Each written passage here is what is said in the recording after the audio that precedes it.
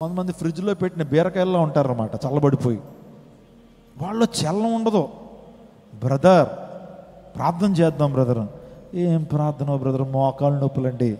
All night prayer ఉందా brother? దైవ సేవకుడు ఆల్ నైట్ ప్రేయర్ పెట్టారు రండి.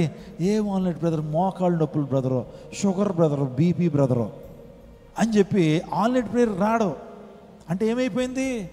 దేవుడు అనే గొప్పగా తను దీవించాడు, ఆస్వాదించాడు, ఉన్నతమైన స్థానంలో తీసుకొస్తే ఇప్పుడు ఆల్ నైట్ ప్రేయర్లు వద్దు, ప్రార్థనలు వద్దు, వాక్యం వద్దు, ఇంట్లోనే ఉండిపోయి ఏమంటే దేవుని ఆశీర్వాదాలన్నీ కూడా పొందుకున్న తర్వాత దేవుని కృతజ్ఞత చెప్పలేని అనుభవాలు చాలా మందిలో కనబడుతుంటాయి.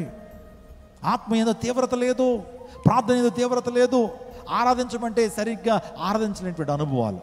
దేవుని వాక్యం చెప్తున్నప్పుడు కూడా దేవుని వాక్యాన్ని వినకుండా ఏమో రాసుకుంటూ ఉంటాడు, ఆ తర్వాత మొబైల్ తీసుకుని ఎవరికో టెక్స్టింగ్ చేస్తూ ఉంటాడు. ఇది ఆత్మ ఏదో తీవ్రత కలిగినటువంటి వ్యక్తి యొక్క లక్షణాలు కాదు.